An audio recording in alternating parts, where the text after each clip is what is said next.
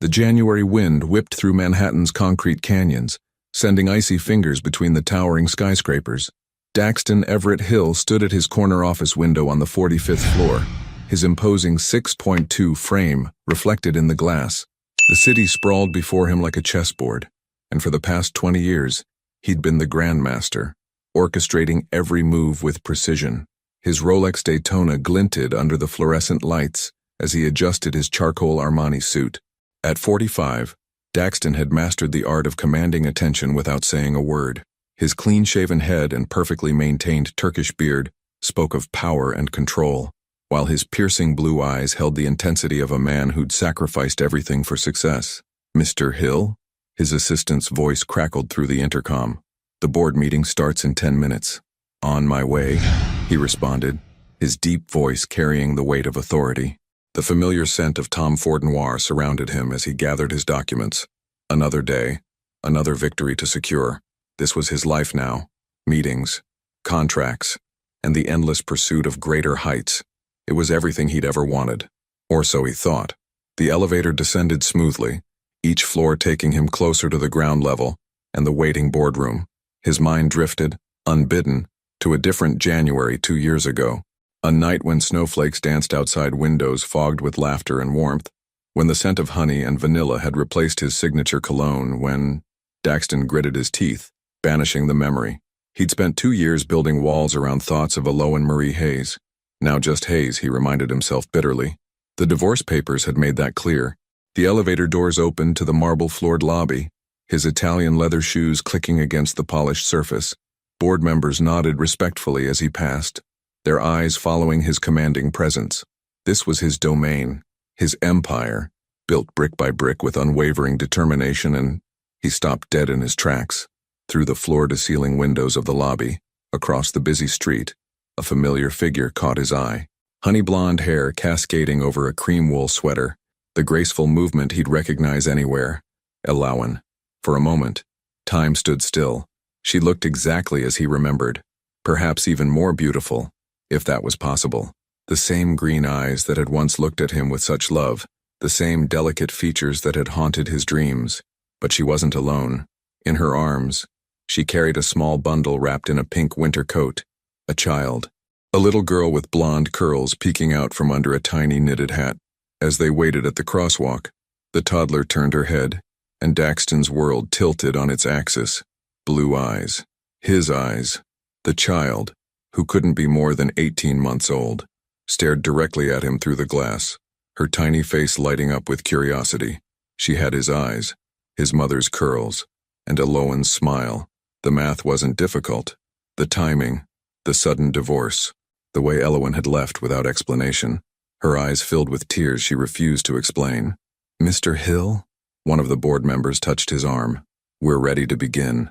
But Daxton couldn't move. His carefully constructed world of steel and glass was shattering around him. The traffic light changed, and Aloan stepped off the curb, holding their daughter, close against the winter wind. "I apologize," he managed, his voice rough. "Something urgent has come up. Reschedule the meeting." He was moving before the words fully left his mouth, pushing through the revolving doors into the bitter cold. His heart pounded against his ribcage as he crossed the street, barely registering the blaring horns of frustrated drivers. "Aloan." She froze at the sound of his voice, her back stiffening. The little girl in her arms squirmed, trying to look over her mother's shoulder at the source of the shout. Slowly, painfully slowly, Aloan turned. Her green eyes widened with fear, then resignation. She held the child tighter, as if preparing for a storm. "Daxton," she whispered, her voice carrying on the wind. I can explain." He stared at the child, at his daughter, who was now reaching out toward him with tiny mittened hands, a smile of pure innocence on her face.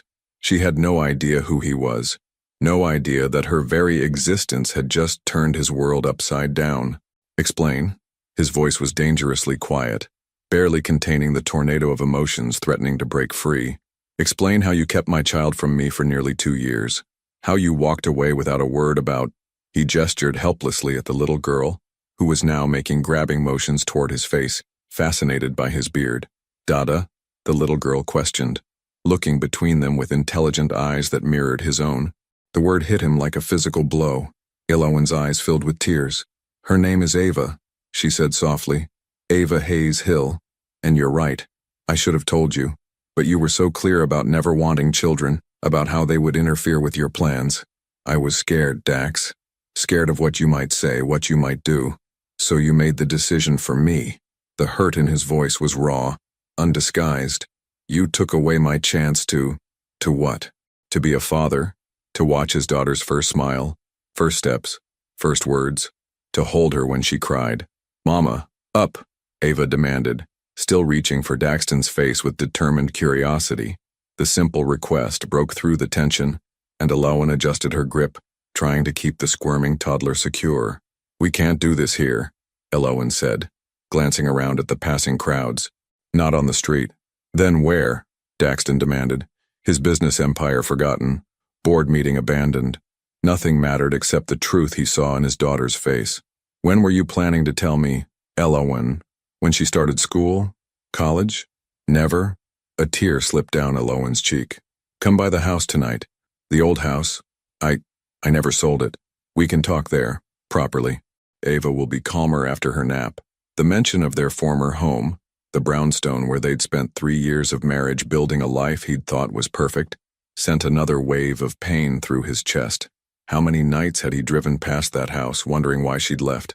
Now he knew. 7 o'clock, he said, his tone leaving no room for negotiation.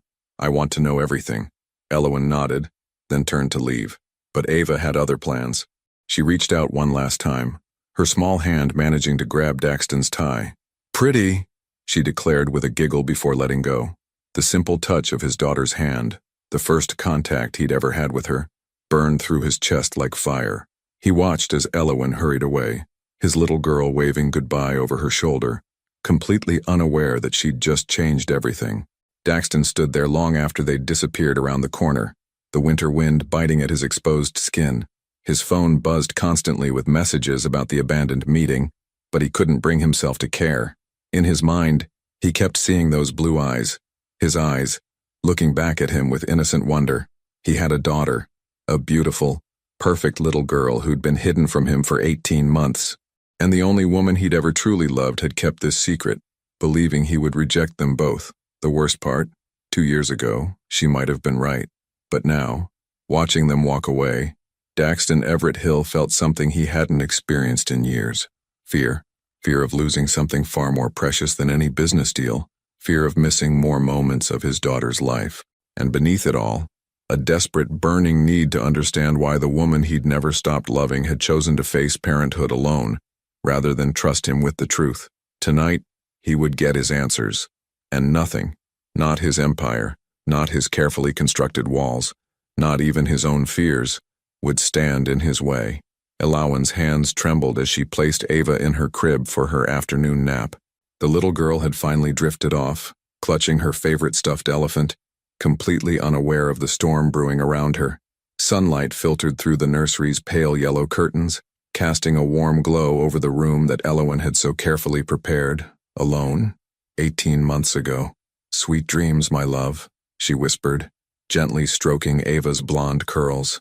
The familiar scent of baby shampoo and lavender lotion filled her senses, usually bringing comfort. Today, it only heightened her anxiety about the evening ahead. 7 o'clock, less than 4 hours until she would have to face Daxton again, this time without the buffer of Manhattan's busy streets between them. Her Jo Malone peony and blush suede perfume, usually so subtle and elegant, suddenly felt too delicate for the confrontation ahead. Moving to the kitchen of their old brownstone, Elowen began stress baking, a habit she'd developed during culinary school and perfected during her pregnancy. The familiar motions of measuring flour, creaming butter, and folding in chocolate chips provided a temporary escape from the chaos in her mind. But as she worked, memories flooded back unbidden. The day she'd discovered she was pregnant, right after Daxton's biggest corporate celebration, the way her hands had shaken holding the positive test, knowing how her husband felt about children. His voice echoed in her mind, clear as day from one of their last conversations before the news. "Children are a liability, Elowen. They destroy careers, marriages, ambitions. I've worked too hard to risk everything now. The timer dinged, jolting her back to the present. She pulled out a perfect batch of chocolate chip cookies, Daxton's favorite, though she told herself she wasn't making them for him. The scent of vanilla and melted chocolate filled the kitchen, a bittersweet reminder of happier times. Her phone buzzed on the counter. A text from her best friend, Raven. "Everything okay? You left the restaurant in a hurry earlier." Elowen stared at the message, remembering how she'd practically run out of her own restaurant when she'd spotted Daxton across the street. She'd been taking Ava for her checkup at the pediatrician near his office building, a risk she took every 3 months, always careful to avoid the times she knew he'd be in meetings. Until today. "He knows," she typed back, her fingers shaking. "Daxton saw us. He's coming over tonight." 3 dots appeared immediately, followed by, "Do you need me to come over? I can watch Ava while you talk." "No," Elowen replied.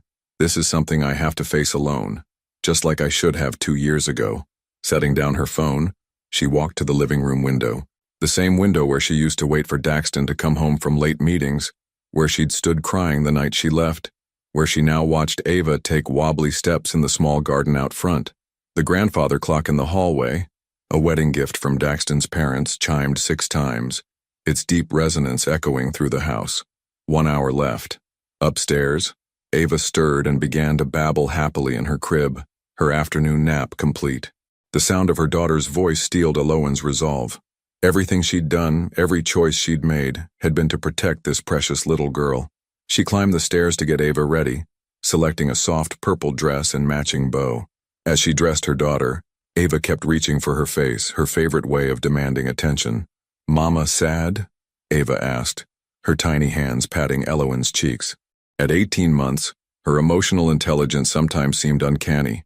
"No, baby," Elowen smiled, though her heart ached. "Mama's just thinking." "Think hard," Ava declared seriously, scrunching up her face in an exaggerated thinking expression that made Elowen laugh despite herself. The doorbell rang at exactly 7 o'clock. Elowen's heart stopped, then started racing. Of course he was precisely on time. Daxton had always valued punctuality above almost everything else. She lifted Ava into her arms, drawing strength from her daughter's warm weight against her chest.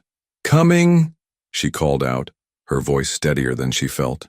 Each step down the stairs felt like walking toward judgment. Ava squirmed excitedly, somehow sensing the importance of the moment. When Elowen opened the door, her breath caught in her throat. Daxton filled the doorframe, his powerful presence unchanged by the passing hours. He'd changed from his morning suit into dark jeans and a charcoal cashmere sweater that made his blue eyes, Ava's eyes, even more striking. The scent of his cologne mixed with the crisp winter air as he stepped into the foyer. "Dada," Ava squealed before either adult could speak, reaching out those grabbing hands again. The word hung in the air between them, heavy with meaning. Daxton's carefully controlled expression cracked slightly. She knows who I am." Elowen swallowed hard. "I've shown her pictures. Every night before bed, we look at the photo album from our wedding. I tell her stories about her daddy, about how smart and strong he is. I never wanted her to think she wasn't loved, even if I never knew she existed." The edge in his voice cut like a blade.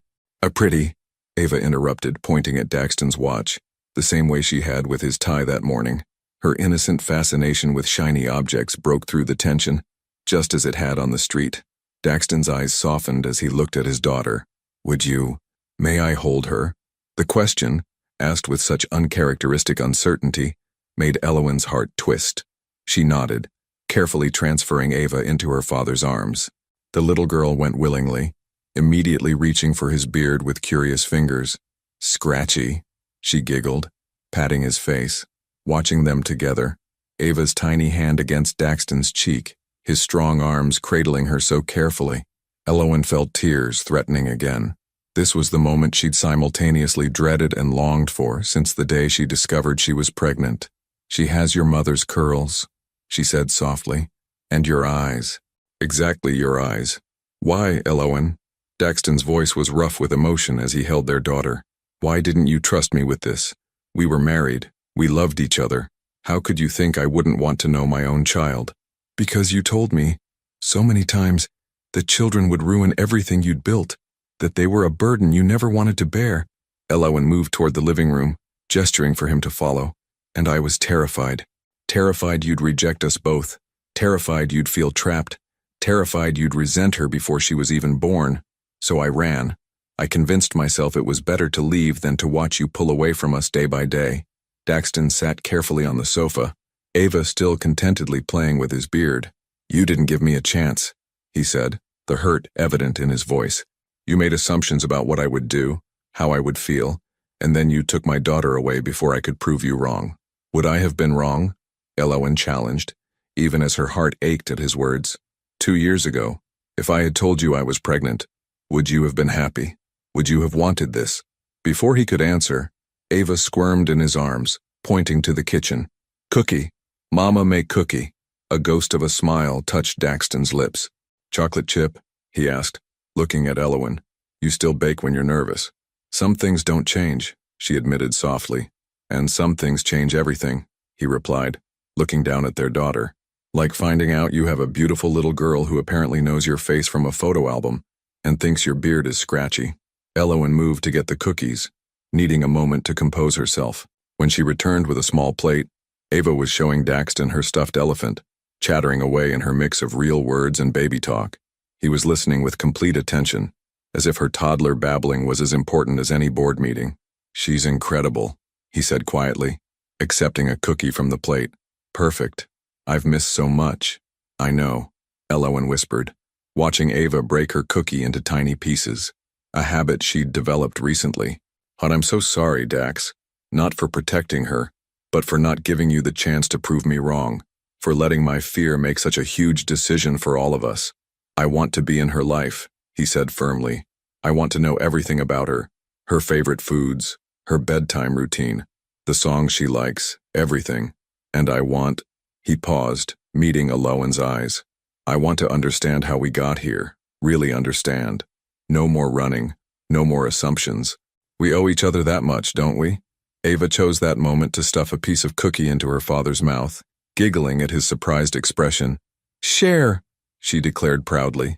Looking at them, Daxton with cookie crumbs in his perfectly maintained beard, Ava beaming at her successful sharing. Elowen felt something shift in her chest. The wall she'd built around her heart, designed to protect them both, began to crack. Yes, she agreed softly. We owe each other that much, and we owe her so much more. Outside, snow began to fall, dusting the New York streets with fresh powder.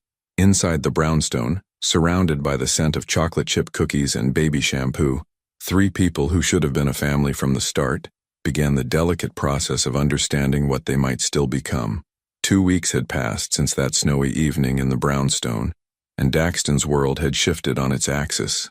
His corner office, once his sanctuary, now felt like a prison keeping him from what mattered most. He found himself constantly checking his phone, scrolling through the photos Elowen had begun sending him daily. Ava at breakfast, covered in oatmeal. Ava attempting to help him with the laundry. Ava napping with her beloved elephant. Mr. Hill? His assistant's voice interrupted his thoughts. The lawyers are here for the custody agreement discussion. Daxton straightened in his chair, tucking his phone away. Send them in. The legal team filed in, led by Bradford Wellington, his most trusted corporate attorney. The older man's face held an unusually concerned expression as he took his seat. Daxton, Bradford began, his tone careful.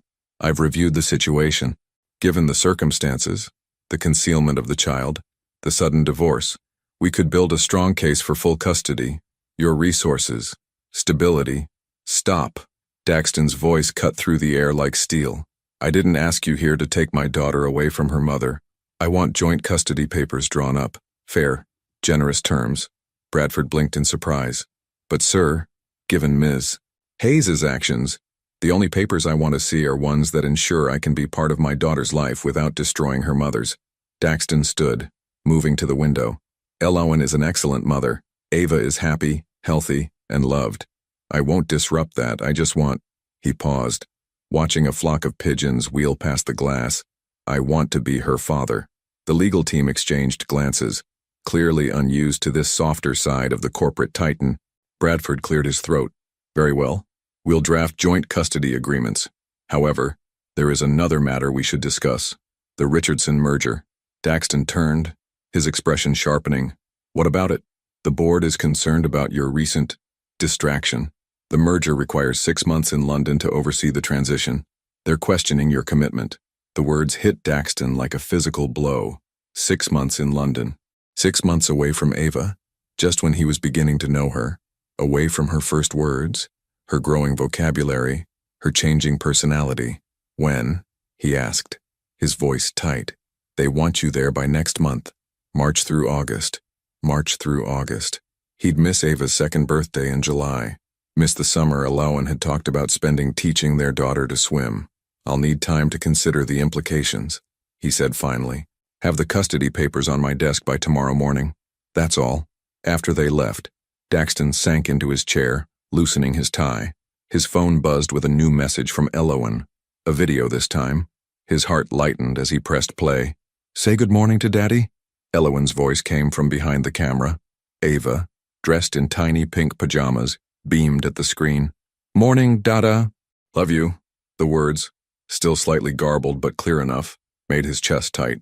She'd been practicing, Alawan had told him, wanting to surprise him during his next visit. Before he could stop himself, Daxton was reaching for his coat. The Richardson merger could wait. Right now, he needed to see his daughter. 30 minutes later, he stood outside Alawan's restaurant, Sweet Endings, watching through the window. The lunch rush was in full swing, and he could see her moving through the dining room, stopping to chat with regular customers. Her chef's coat was pristine, her honey blonde hair neatly braided, but he could see the slight shadows under her eyes, the toll of running a successful restaurant while raising a toddler alone. The bell chimed as he pushed open the door, and heads turned at his entrance. He cut an imposing figure in his tailored suit, and several diners recognized him from business magazines and news coverage. Alawan looked up at the sound, her green eyes widening slightly. Dax, is everything okay? Everything's fine, he assured her quickly. I got your video. Is she here? A soft smile touched Alawan's lips. In the office, having lunch with Raven. Come on. She led him through the busy kitchen, where staff called out greetings. They'd grown used to his increasingly frequent visits over the past 2 weeks. At the back of the restaurant, a converted storage room now served as both office and impromptu playroom. Raven, Alawan's best friend and restaurant manager, sat cross-legged on the floor with Ava, sharing a plate of mac and cheese, their daughter's current favorite food. Dada, Ava squealed, abandoning her lunch to toddle toward him. Up, Daxton scooped her up, breathing in her sweet baby scent. Hello, princess. Were you practicing your surprise for me? Love you, Ava declared proudly, patting his face in her familiar gesture. Raven stood, brushing off her slacks. I'll give you guys a minute, she said, squeezing Alawan's arm as she passed. Once the door closed, Alawan moved closer, her expression concerned. Not that I mind the surprise visit, but what's really going on, Dax? He held Ava closer, watching as she played with his tie clip. The board wants me in London, 6 months, starting next month. Oh, the single syllable carried volumes of understanding. For the Richardson merger? Yes. He met her eyes over their daughter's curly head. I haven't given them an answer yet. Alawan leaned against her desk, studying him. 2 years ago, you wouldn't have hesitated. The merger would have been everything. 2 years ago, I didn't know what I was missing. He shifted Ava to his hip as she began to squirm. I'd miss her birthday, miss the swimming lessons you planned, miss so much. But this merger, it's huge for your company, isn't it? It's a multi-billion-dollar deal. The board's been working toward it for years. Alawan was quiet for a moment, watching as Ava reached for her abandoned mac and cheese. You know, she said finally, they have pools in London, and I hear they celebrate birthdays there too. Daxton stared at her. What are you saying? I'm saying, maybe we could work something out. The restaurant has a strong management team. Raven's been wanting more responsibility. And Ava, she smiled softly, Ava should have her father there for her birthday. You'd come to London. Not permanently, she clarified quickly. But for the summer, maybe, July and August. Give Ava a chance to spend real time with you. Give us all a chance to figure out how this co-parenting thing really works. Daxton sat in Alawan's office chair, settling Ava in his lap. You'd do that. After everything. Dax, these past 2 weeks, watching you with her, seeing how much you want to be part of her life, I was wrong before. letting my fears make decisions for all of us. I don't want to make the same mistake again. Ava chose that moment to offer Daxton a cheese-covered noodle. Share, she insisted, her favorite new word. He accepted it solemnly, making her giggle. Thank you, princess. She's got your negotiation skills, Elowen observed with a laugh. Sealing deals with mac and cheese instead of handshakes. A much better currency, Daxton agreed, wiping cheese from their daughter's chin. He looked up at Elowen, taking in the woman who had once been his wife, who was now the mother of his child, who still had the power to surprise him after all this time. We could get a house with a pool, he said carefully. Something in Kensington, maybe. Plenty of space for her to play. And separate bedrooms, Elowen added firmly, though her cheeks flushed slightly. Of course. He tried to ignore the way his heart jumped at her blush. Just, thank you, Ellie, for considering this. The old nickname slipped out before he could stop it. Elowen's breath caught audibly, but before she could respond, Ava smashed a handful of mac and cheese into Daxton's perfectly trimmed beard. Share more, she declared triumphantly. Their laughter filled the small office, echoing out into the busy restaurant. And if their eyes met a moment too long over their daughter's antics, if their fingers brushed a second too long while cleaning up the mess, well, London was still months away. But as Daxton returned to his office that afternoon, his tie stained with cheese and his heart lighter than it had been in years, he couldn't help but think that sometimes the biggest business deals weren't the ones that changed your life the most. Sometimes it was a handful of mac and cheese, a toddler's love you, and the possibility of a second chance you never knew you needed. The March wind howled outside the windows of the brownstone as Elowen sorted through Ava's clothes, trying to decide what to pack for London. Summer in England would be different from New York's sweltering heat, and the thought of preparing for 3 months abroad while running her restaurant made her head spin. No, no, no! Ava's voice rang through the house, followed by the sound of tiny feet running down the hallway. Ava Hayes Hill, come back here right now. Daxton's deep voice carried up the stairs, a hint of laughter beneath his stern tone. Elowen peeked out of the nursery just in time to see their daughter, completely naked except for her diaper, streak past with a triumphant giggle. Daxton appeared a moment later, his usual impeccable appearance somewhat disheveled, holding a tiny dress and looking thoroughly outmatched by an 18-month-old. Having trouble? Elowen asked, trying to hide her smile. She's impossible to dress after her bath, he complained, though his eyes sparkled with amusement. How do you do this every day? Years of practice, and a lot of bribes involving stuffed animals. They found Ava in the master bedroom, attempting to hide behind the curtains. Her blonde curls and diapered bottom were clearly visible, but she remained convinced of her stellar hiding abilities. Where's Ava? Daxton played along, making an exaggerated show of looking around. I can't see her anywhere. A muffled giggle came from behind the curtain. Oh well, he sighed dramatically. I guess since I can't find her, I'll have to give her cookie to Mommy instead. No, here, Ava burst out from her hiding spot, running straight into her father's arms. My cookie? Sneaky, Elowen approved, watching as Daxton finally managed to get their squirming daughter into her dress. You're learning. I had a good teacher, he replied softly, their eyes meeting over Ava's head. The moment stretched between them, full of unspoken words and memories. Elowen looked away first, her cheeks warm. I should finish packing her things. About that, Daxton settled Ava on his hip, following Elowen back to the nursery. I've been thinking. The house I found in Kensington has a fully equipped kitchen. You could use it to experiment with new recipes for the restaurant. Maybe even research British cuisine for a potential menu expansion. Elowen paused in her sorting. You remembered I wanted to add an international section to the menu.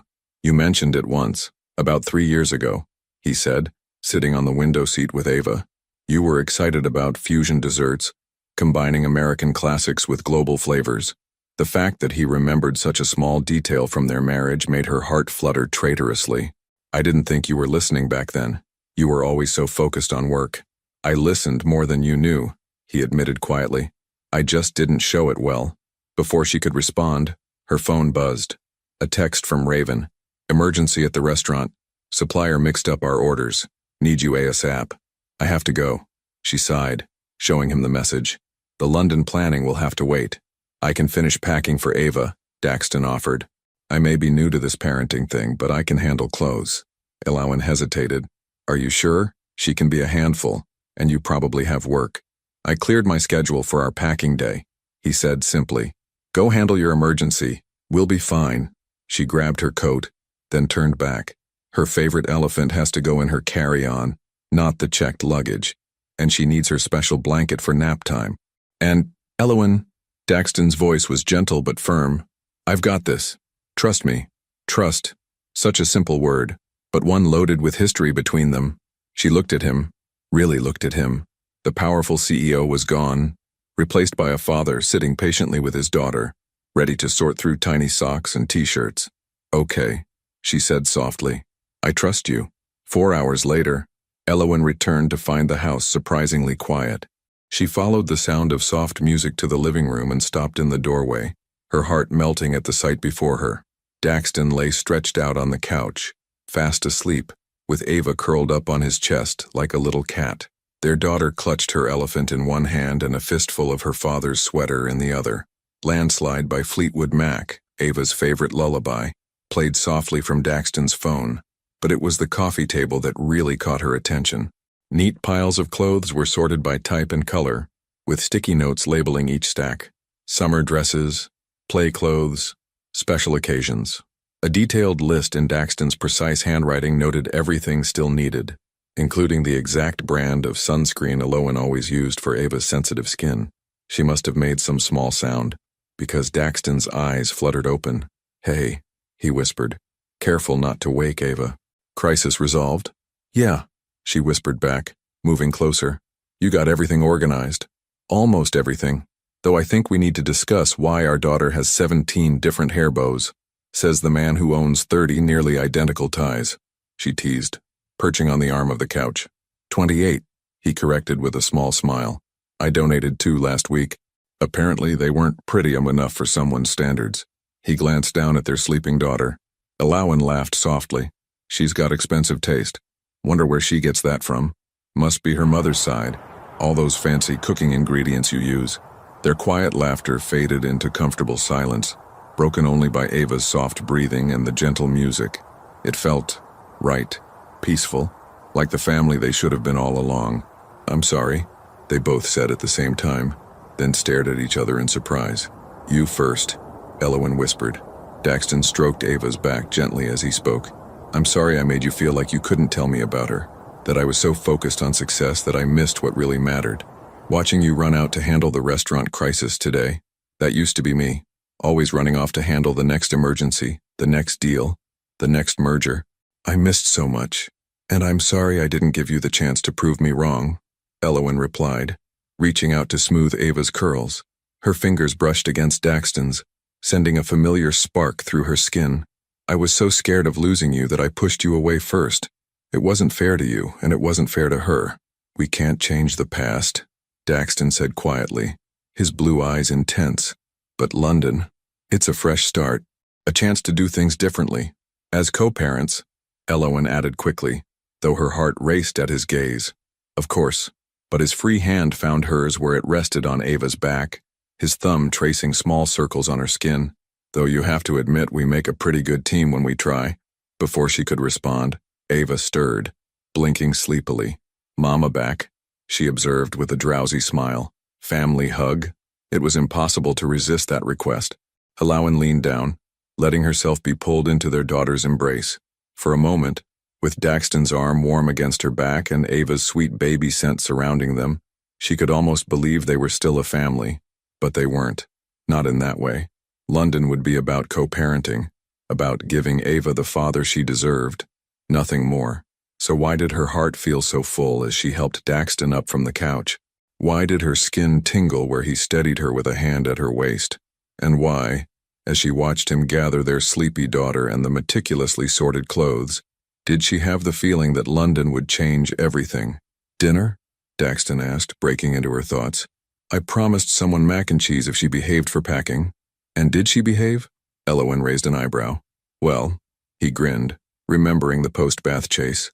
Let's say she earned at least half a bowl. As they moved to the kitchen together, Ava chattering happily between them, Elowen couldn't help but wonder, was it possible to rebuild something broken into something even better? Or were they just setting themselves up for more heartbreak? London, she decided, Watching Daxton settle Ava into her high chair with practiced ease would definitely be interesting. The private jet touched down at London City Airport just as the sun was setting over the Thames. Daxton glanced at his sleeping daughter, curled up in Elowen's lap, amazed at how peaceful she looked after the long flight. Her elephant was tucked securely under one arm, and her other hand clutched her mother's sweater, a gesture that had become as familiar to him as his own heartbeat over the past months. "We're here," he said softly to Elowen, who had also dozed off. Her eyes fluttered open, the green irises catching the golden light streaming through the window. "Already?" She shifted carefully, trying not to wake Ava. She slept through most of the flight. "We'll probably pay for that tonight." "I can take the first shift if she's up," Daxton offered, gathering their carry-on bags. "You need rest." Elowen gave him a grateful smile that made his chest tighten. Always the negotiator, making deals even about midnight wake-up calls. The car was waiting on the tarmac, a sleek black Range Rover with a child seat already installed. As they drove through London's historic streets, Ava began to stir, her blue eyes widening at the unfamiliar sights. "Big clock," she exclaimed as they passed Big Ben, pressing her tiny hands against the window. "That's right, Princess," Daxton said, enjoying her excitement. "That's Big Ben. And look, there's the London Eye, the big wheel in the sky." "Wheel? Up? Maybe tomorrow," Elowen laughed. "First, we need to see our new house." The house in Kensington was everything Daxton had promised and more. Set back from the street behind wrought iron gates, the Victorian mansion had been fully modernized inside while maintaining its historic charm. The driver pulled into the circular driveway, where an elegant fountain played in the center. "Home?" Ava asked, looking between her parents uncertainly. "For a little while, sweet girl," Elowen assured her, unbuckling her from the car seat. "Look, there's a garden for you to play in." The front door opened, and an elegant woman in her 60s emerged. "Mr. Hill, Miss Hayes, welcome to London. I'm Mrs. Ainsworth, the housekeeper. Everything has been prepared according to your specifications." Daxton nodded in approval. "Thank you, Mrs. Ainsworth. Is the nursery ready?" "Yes, sir, and the kitchen has been stocked per Mims. Hayes's list. I've also taken the liberty of preparing a light supper, as I assumed you'd be tired from the flight." They followed her inside, Ava taking tentative steps in the grand entrance hall. The house was warm and inviting despite its size, with comfortable furniture and soft lighting that made it feel like a home rather than a showpiece. "Dada house big," Ava observed, her voice echoing slightly in the space. "Your room is even better," Daxton promised, leading the way upstairs. "Want to see?" The nursery took up half of the third floor, a magical space painted in soft yellows and greens. A hand-carved wooden crib, an exact replica of the one from New York, stood near the window overlooking the garden. Stuffed animals lined custom shelves, and a reading nook was created with floating bookshelves and oversized cushions. "Dax," Elowen breathed, taking in the details. "This is incredible. I wanted her to feel at home," he said simply, watching as Ava discovered her toys, many familiar from New York along with some new additions. "Your room is across the hall, and mine is on the floor below. I thought you'd want to be close to her." The thoughtfulness of the arrangement touched Elowen deeply. "Thank you.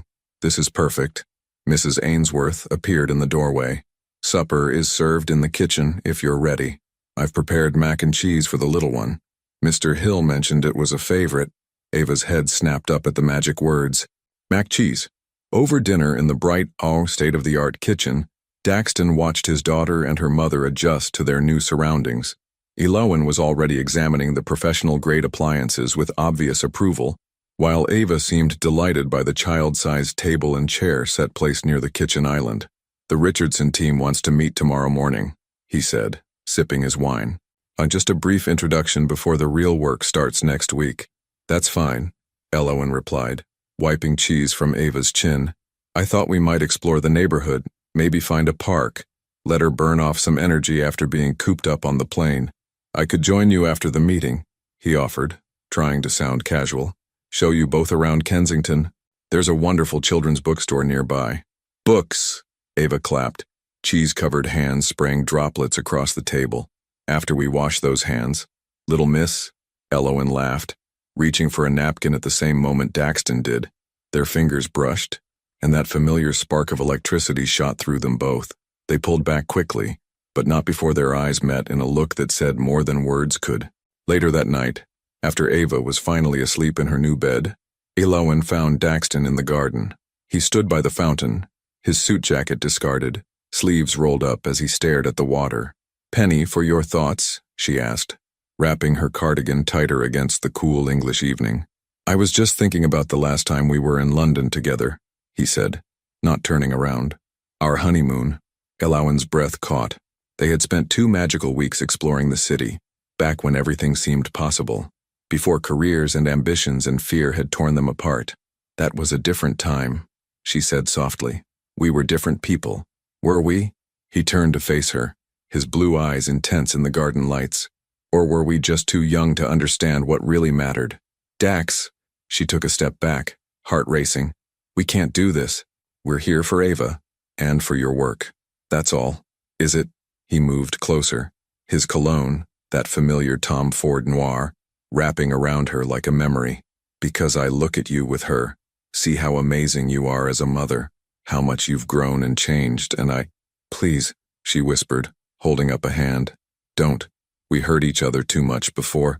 I won't risk Ava getting caught in the middle if we—" A cry from the baby monitor at her hip interrupted them. Ava's voice, disoriented and afraid in her new surroundings, called out, "Mama, Dada."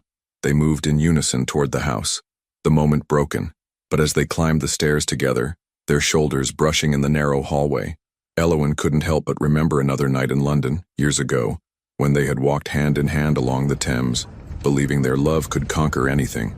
In the nursery, they found Ava standing in her crib, tears on her cheeks.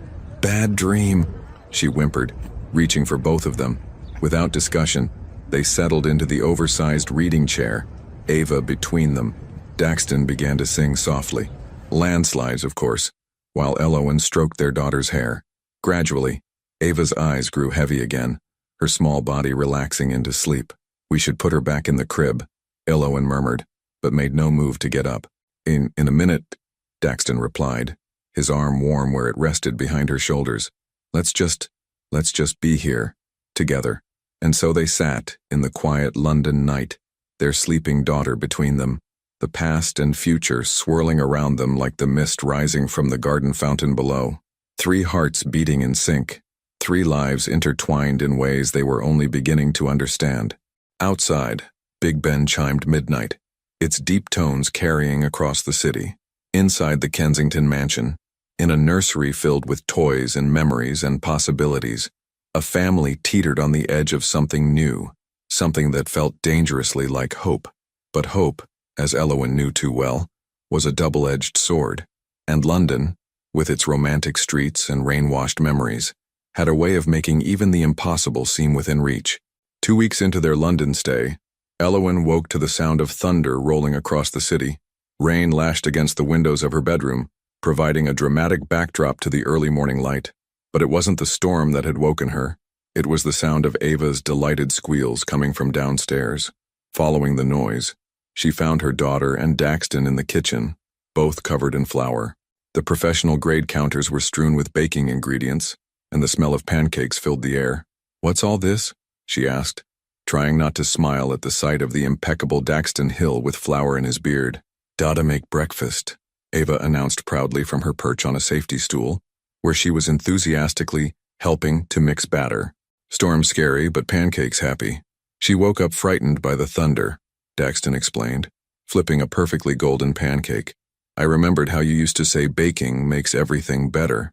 The casual reference to their married life made Elowen's heart skip, but before she could respond, her phone buzzed. The caller ID showed Raven's face. "Everything okay at the restaurant?" she asked, answering quickly. "We have a situation." Raven's voice was tense. "The health department showed up for a surprise inspection. They're claiming our new supplier's documentation isn't up to code. They're threatening to shut us down." Elowen's blood ran cold. "What? That's impossible. I vetted everything before I left."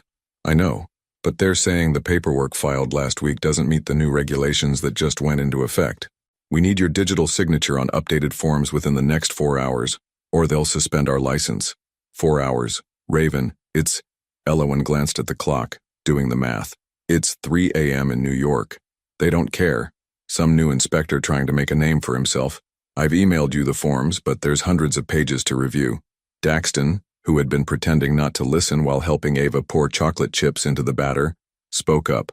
My legal team can help. They're experts in regulatory compliance. Elowen covered the phone. This is my problem, Dax. I can handle it. Like I handled everything alone before. He raised an eyebrow. Let me help, Ellie. Please. The old nickname, combined with the sight of him standing there in his casual weekend clothes, covered in flour and looking at her with such sincere concern, broke through her defenses. Raven, she said into the phone, I'm sending help, top corporate lawyers. They'll review everything and make sure we're more than compliant. After she hung up, Daxton was already making calls, his CEO persona taking over despite the flour in his hair. Bradford? Yes, I know what time it is. I need you to pull the team together now. Sweet Endings restaurant in Manhattan has a regulatory situation. Mama sad? Ava asked, abandoning her pancake mission to reach for Elowen. No, baby. Elowen lifted her daughter, inhaling her sweet morning scent mixed with flour and chocolate. Just worried about the restaurant. I fix, Ava declared, patting Elowen's cheeks with flour-covered hands. Like Dada fix pancakes. Despite her anxiety, Elowen had to laugh. Is that right? And how does Dada fix pancakes? With love, Ava beamed, repeating what was clearly a phrase she'd heard earlier that morning. Elowen's eyes met Daxton's across the kitchen. He'd paused in his call, his expression softening as he looked at them. Something unspoken passed between them, heavy with meaning and memory. The next few hours passed in a blur of legal documents and international calls. Daxton's team worked with ruthless efficiency, finding loopholes and solutions Elowen would never have discovered on her own. By lunchtime, not only was the crisis averted, but Sweet Endings had been certified under regulations that wouldn't even take effect for another year. Crisis managed, Daxton announced, setting down his phone. Your restaurant's compliance rating is now higher than most five-star establishments in Manhattan. Elowen, who had been stress-baking scones while reviewing documents, sagged against the counter in relief. I don't know how to thank you. You don't have to. He moved closer, brushing flour from her cheek with gentle fingers. We're in this together now, remember? The touch of his hand, warm against her skin, sent electricity through her body. They stood frozen for a moment, the air between them charged with possibility. Together, Ava echoed from her play area, breaking the spell. She'd been entertaining herself with cooking toys, making soup out of wooden vegetables and plastic plates. Daxton dropped his hand, but his eyes remained intense. I meant what I said this morning, about making things better, not just pancakes. Dax, Elowen's voice wavered. We can't just fix everything with flour and lawyers. Why not? He stepped closer, his cologne mixing with the scent of baked goods and rain. We're not the same people we were 2 years ago. I'm not that workaholic who couldn't see past the next deal. You're not that young chef afraid to stand up for what she wanted. We've both grown, both changed. Into co-parents, she reminded him, even as her heart raced.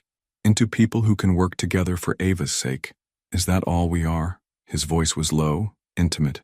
Because when I look at you now, I see the woman I fell in love with, but stronger, more confident, more beautiful than ever.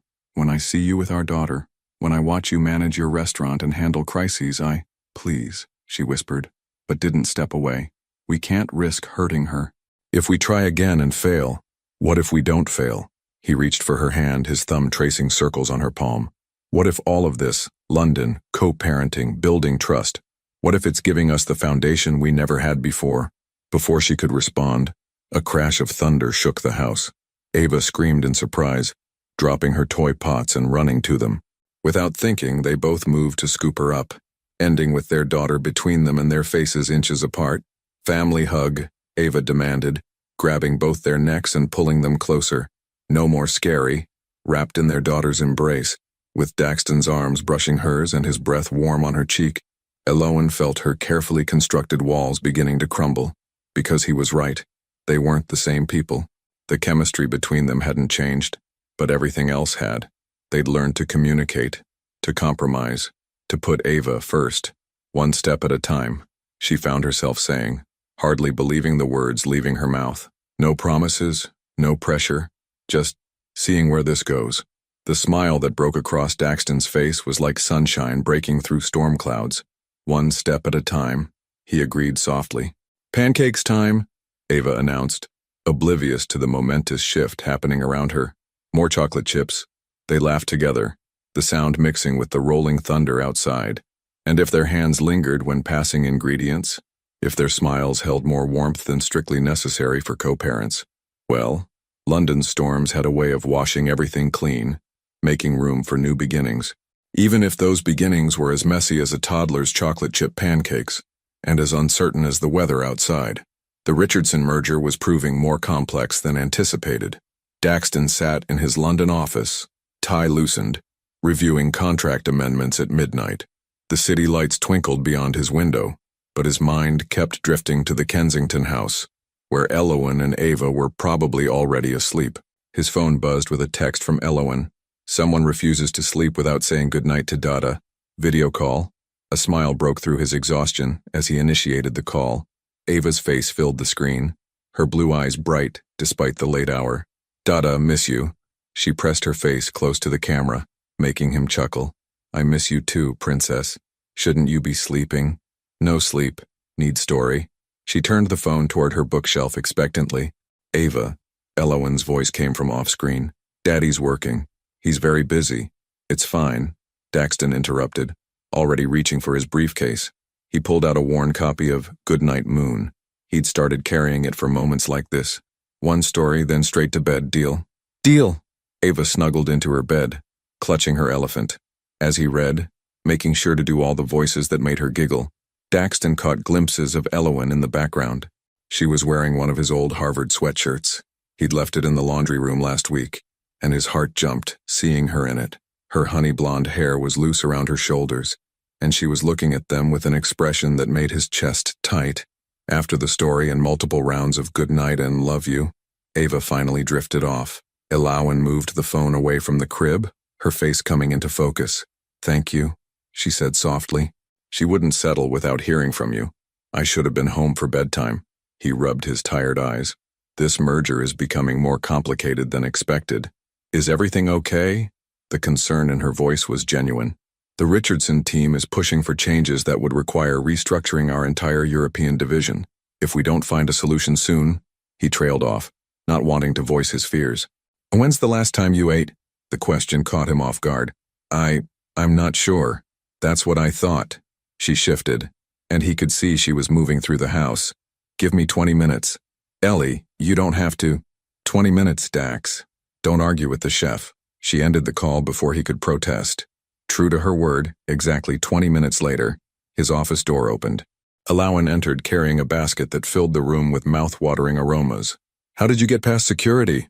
He asked, even as he stood to help her unpack what appeared to be a feast. Mrs. Ainsworth called ahead.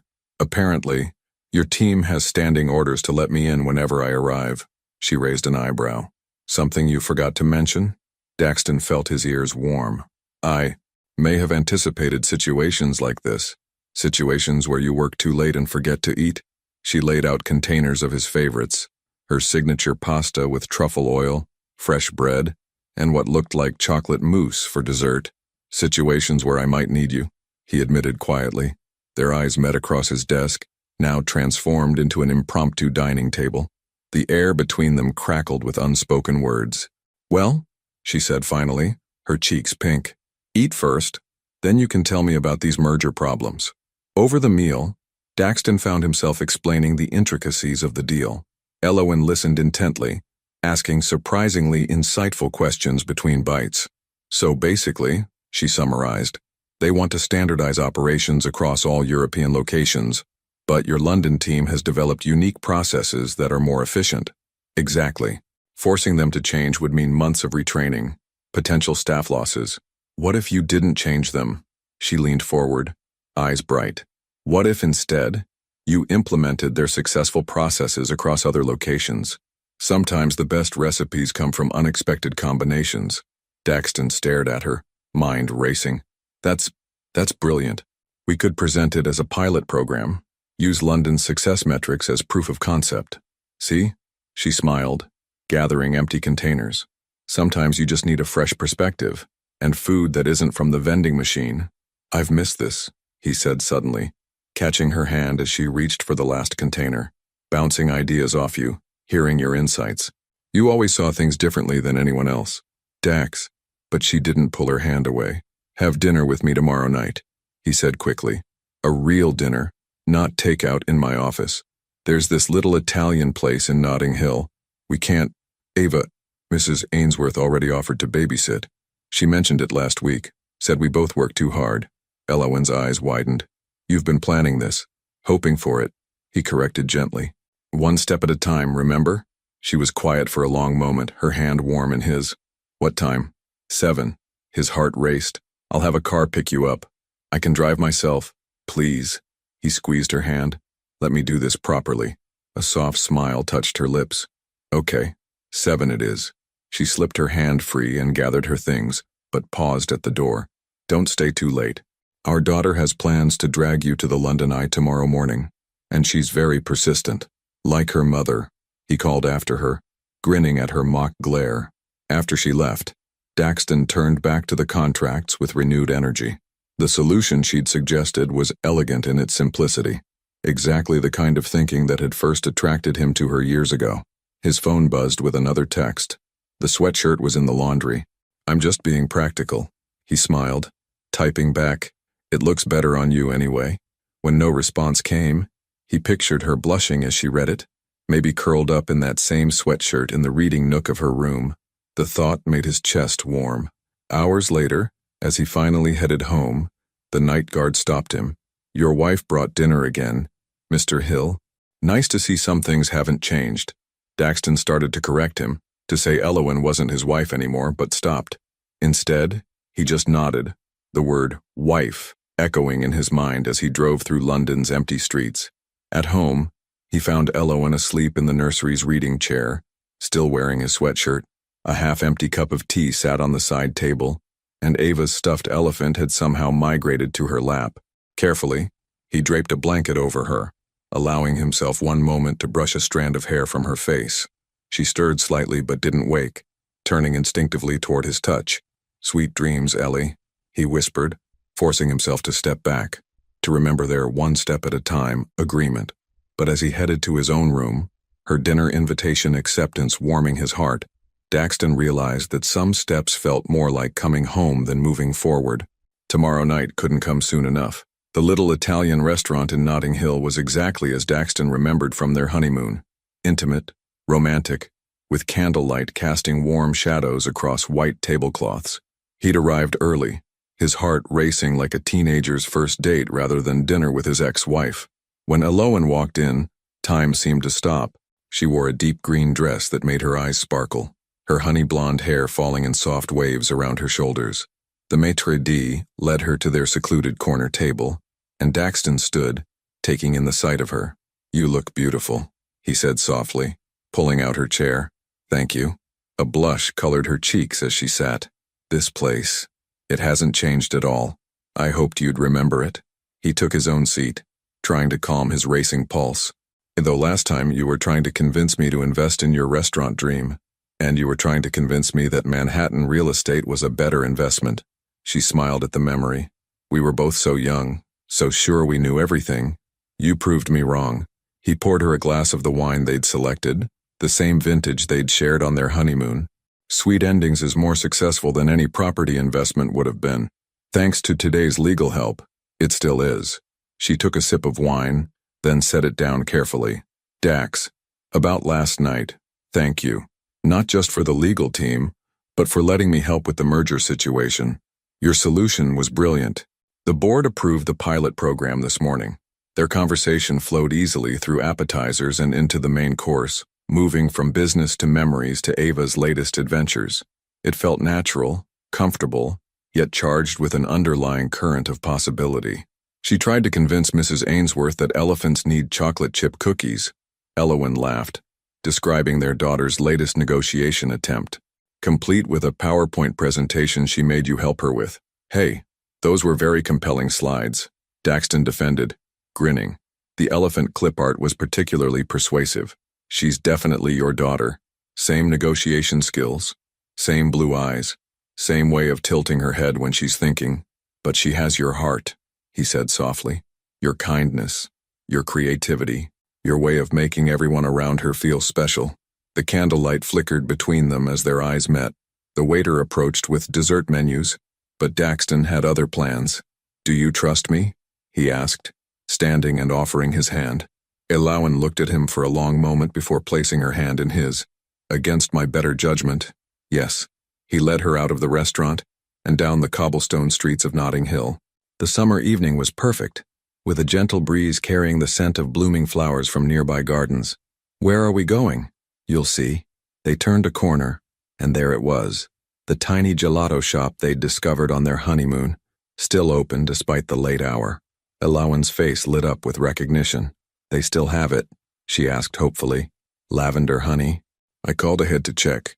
They got their gelatos, lavender honey for her, dark chocolate for him, and walked through a small park nearby. The full moon cast silver light across the grass, and somewhere in the distance, street musicians played a familiar melody. Is that? Elowen stopped, listening. Landslide.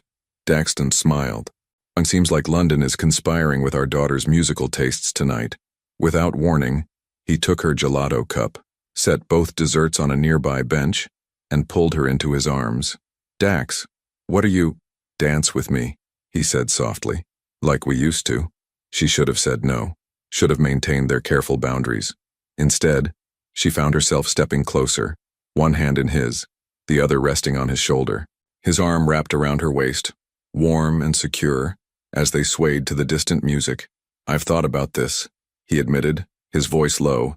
Every time we dance with Ava in the kitchen, every time I hear this song, I think about holding you like this again. We agreed on one step at a time, she reminded him, but made no move to pull away. And what step is this? I don't know. She looked up at him, moonlight catching in her eyes. That's what scares me. He pulled her closer, their foreheads almost touching. What are you afraid of, Ellie? Falling again, she whispered. Falling and not being able to catch myself this time. What if I catch you? His hand moved to cup her cheek. What if we catch each other? The music swelled around them, Stevie Nicks' voice carrying on the night air. Elowen's fingers curled into the fabric of his shirt. You hurt me, she said softly. When you chose work over everything else, when you made it clear children weren't in your future. I know, his thumb traced her cheekbone. And you hurt me when you left without giving me a chance to change, without telling me about our daughter. We both made mistakes, huge ones. But look at us now. He gestured to their surroundings, the moonlit park, the melting gelato, the echoing music. We're different people, better people, parents, partners, she repeated, testing the word. In everything, if you'll let us be. His eyes searched hers. I love who you've become, Ellie. The amazing mother, the successful chef, the woman strong enough to face her fears and come to London. I love watching you with Ava, love seeing you stand up for what you want, love. She kissed him. It wasn't their first kiss since reuniting. That would come later, both would insist, neither willing to admit this moment of perfect vulnerability, but it was the kiss that changed everything, that tasted of lavender honey gelato and possibility, that felt like coming home and starting fresh all at once. When they finally parted, breathless and trembling, the music had changed, but neither noticed. Daxton rested his forehead against hers, unwilling to let go. Was that one step or several? She asked, a smile playing at her lips. I've lost count. He brushed another soft kiss across her mouth. Do you want to go back to counting? No, she admitted, curling closer into his embrace. But I want to do this right this time. For all of us. We will. He held her tighter, breathing in the familiar scent of her perfume mixed with the summer night air. No more hiding from hard conversations, no more assumptions. Just us, figuring it out together. They stayed in the park until their gelato melted completely, dancing to whatever music drifted their way, talking about everything and nothing. When they finally walked home hand in hand, the streets of London felt different, full of promise rather than memories. At the house, they found Mrs. Ainsworth reading in the living room. She took one look at their clasped hands and bright eyes and smiled knowingly. Ava's been sleeping soundly, she reported, gathering her things, though she did insist on wearing her father's tie to bed. Something about important business meetings with her elephant. They thanked her and crept upstairs to check on their daughter. Ava lay sprawled in her crib, Daxton's blue silk tie draped around her neck, her stuffed elephant tucked under one arm. "Like father, like daughter," Elowen whispered, leaning back against Daxton's chest as they watched their little girl sleep. His arms wrapped around her waist, and she felt his smile against her hair. "Speaking of my clothes, you still have my Harvard sweatshirt. I'm not giving it back." "Good." He turned her in his arms, expression serious despite his smile. "Keep it. Keep anything you want." "Keep you?" she finished softly. "Is," he corrected, kissing her again, gentle and sweet. "All of us." Later, they would face the complexities of rebuilding trust, of merging their lives, of being not just co-parents but partners again. But for now, in the quiet London night, with their daughter sleeping peacefully and the taste of lavender honey still on their lips, they had taken the biggest step of all, believing in second chances. The London summer was drawing to a close, and with it came news that would test everything Daxton and Elowen had rebuilt. The morning started normally enough. Breakfast with Ava, who had recently decided that pancakes were only acceptable if shaped like elephants, a skill Daxton was still trying to master. "That's not elephant, Dada," Ava critiqued, pointing at his latest attempt. "And that's blob." "She's not wrong," Elowen laughed, expertly flipping her own perfect elephant-shaped pancake.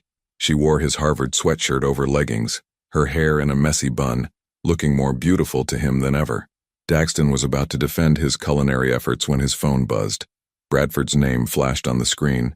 "I have to take this," he said, kissing Ava's curls and Elowen's cheek before stepping into his home office. 10 minutes later, he emerged to find them dancing in the kitchen to Landslide, their morning ritual. The sight, which usually filled him with joy, now made his heart ache. "Ellie," he said softly, "we need to talk." Something in his tone made her pause the music. "Ava, sweetie, why don't you go play in your room for a bit?" "No, dance more. How about a special tea party with Mrs. Ainsworth?" Elowen suggested, catching the housekeeper's eye. The older woman immediately understood, whisking Ava upstairs with promises of cookies and stories. Once they were alone, Elowen turned to him. "What's wrong?" Daxton ran a hand over his face, his perfectly maintained beard doing little to hide his tension. "The board called an emergency meeting. The Richardson merger. There's been a complication." "What kind of complication?" "They want me to stay. Not just for a few more months, they're offering me a permanent position as CEO of European operations." The silence that followed was deafening. Elowen gripped the kitchen counter, her knuckles white. "When?" she finally asked. "They need an answer by tomorrow. If I accept, I'd start immediately after the merger completes next month. And if you don't?" He met her eyes. "They'll give the position to Xavier Richardson's son. He's already promised to dismantle our London team, implement standardized procedures across all European locations. Everything we've built here, all the unique processes we developed, gone, along with how many jobs? At least 300 in London alone. More across Europe." Elowen sank into a kitchen chair, her face pale. 300 families. "I know." He knelt beside her chair, taking her hands in his. "But staying here? It would mean changing everything we planned. Your restaurant in New York, Ava's preschool, our fresh start," she whispered. "We could make a life here," he said quickly. "London has amazing schools. You could open a new restaurant. I've seen how inspired you've been by the local cuisine. We could—" "Stop." She pulled her hands away, standing abruptly. I need a minute." He watched as she paced the kitchen, her arms wrapped around herself. Through the window, storm clouds gathered over London, matching the darkness of their mood. "Do you want to stay?" she finally asked. "I want us to stay together," he answered carefully. "All of us." "That's not what I asked, Dax." She turned to face him, her green eyes intense. "Do you, Daxton Hill, want to stay in London?" He was quiet for a long moment. "Yes," he admitted finally. "I've built something special here. This team, these people, they trust me, depend on me. The work we're doing could revolutionize how international business operates. Just like Sweet Endings depends on me." Her voice cracked slightly. "Just like my staff trusted me to come back. Ellie, 2 years ago," she cut him off, "I made a huge decision that affected all of us without giving you a choice. I ran away because I was scared, because I thought I knew what was best. And now, this is different," he insisted, moving toward her. "Is it?" She stepped back, and the distance between them felt like miles.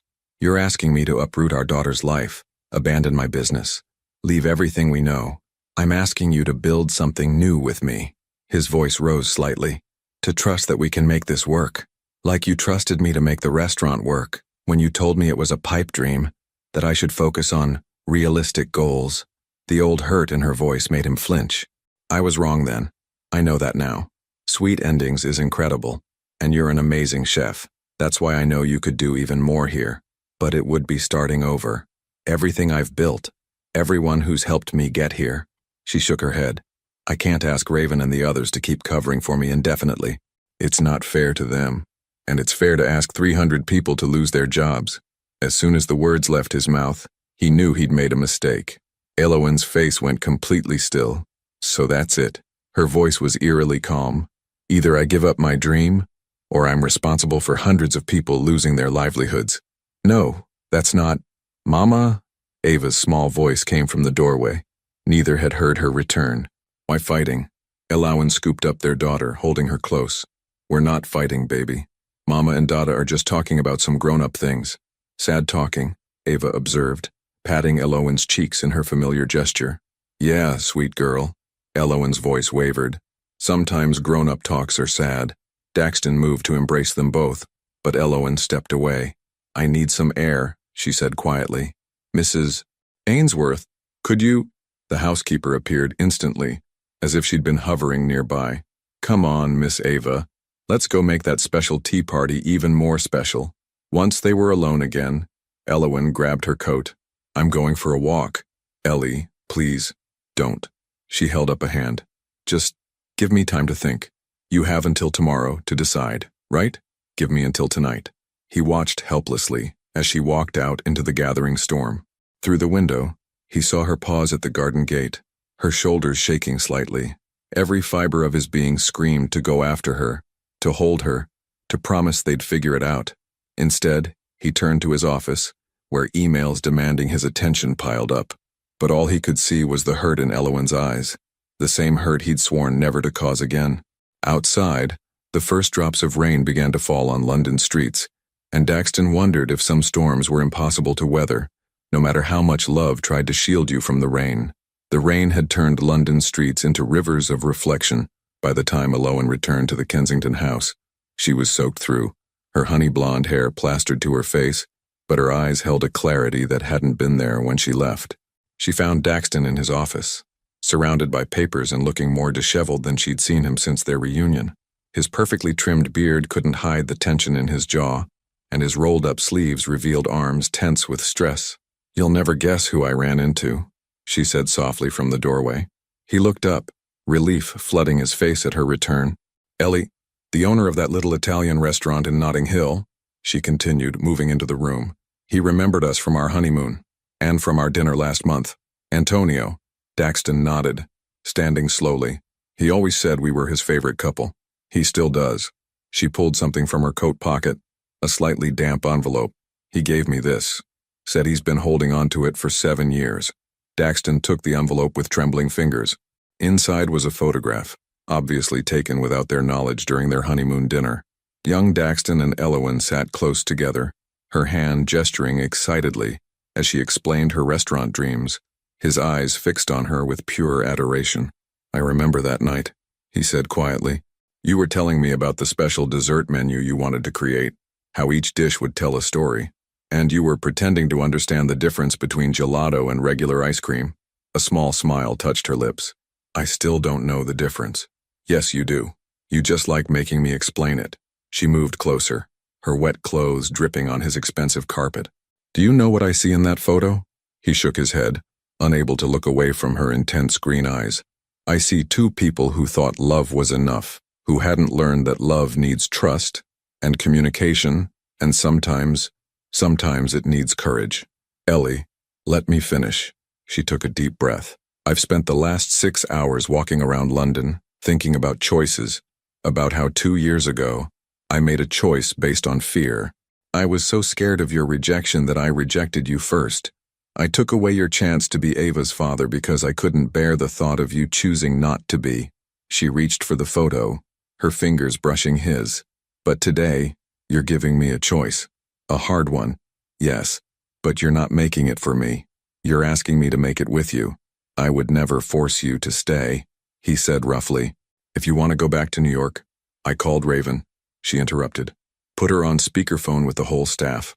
Told them everything. About London. About the opportunity here. About us.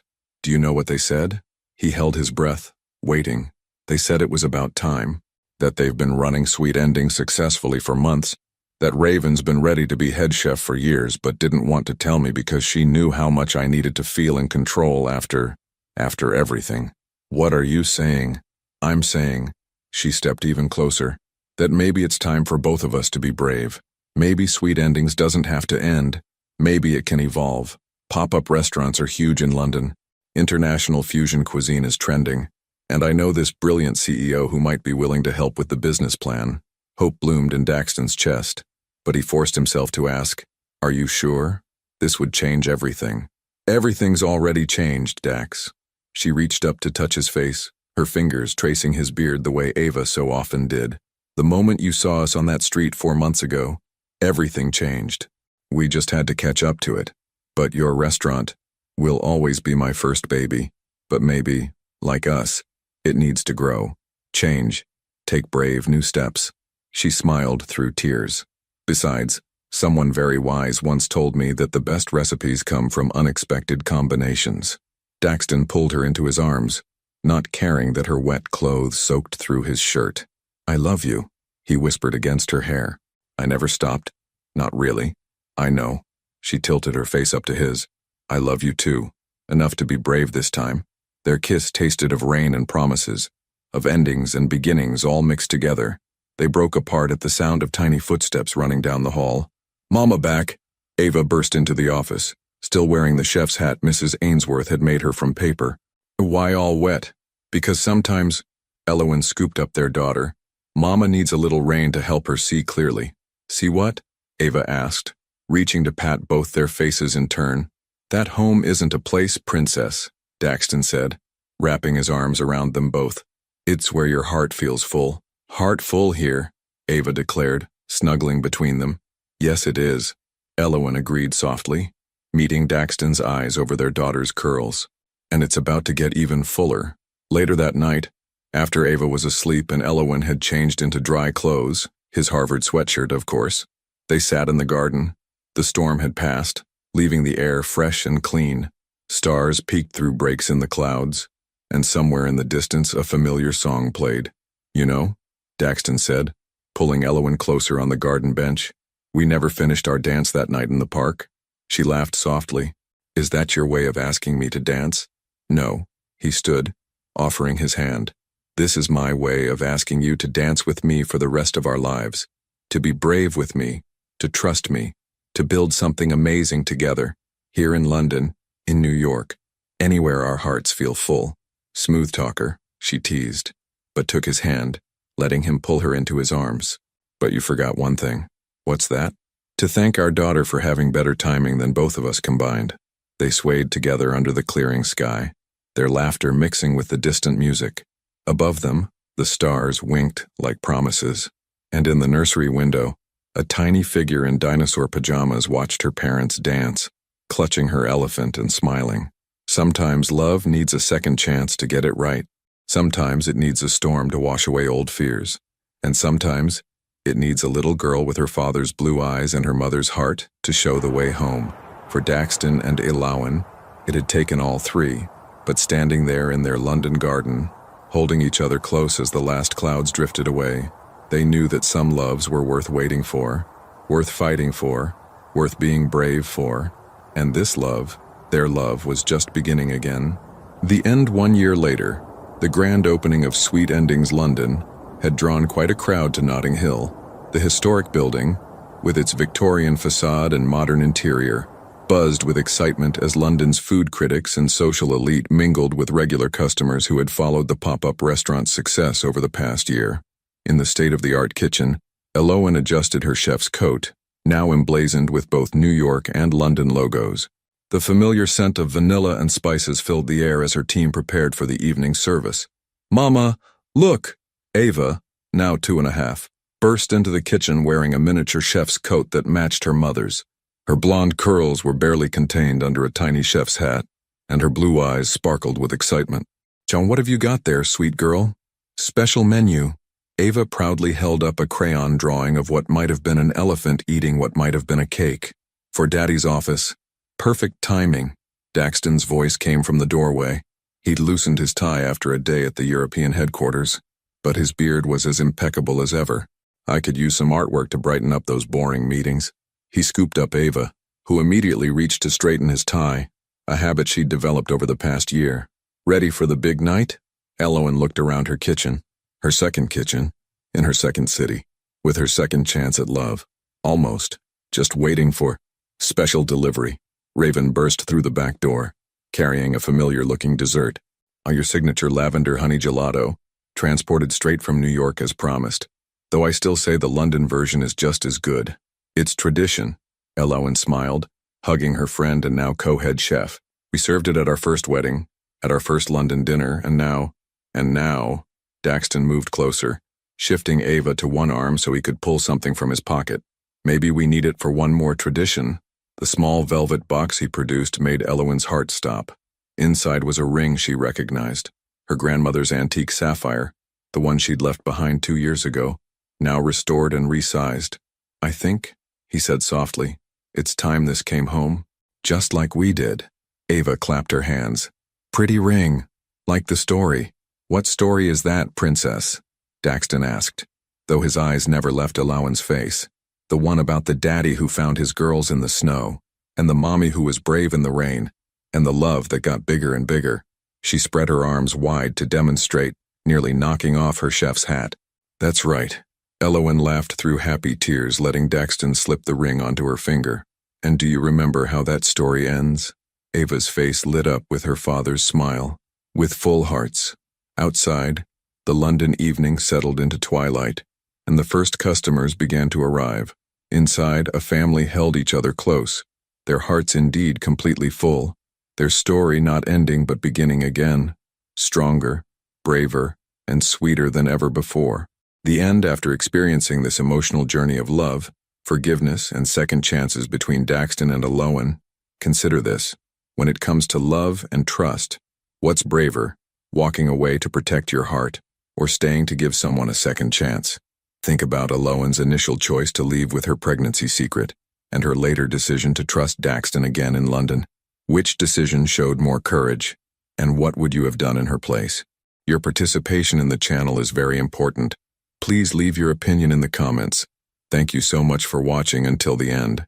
If you enjoyed this story, don't forget to subscribe to the channel, leave a like, and comment your thoughts. Your participation is very important to us. See you next time.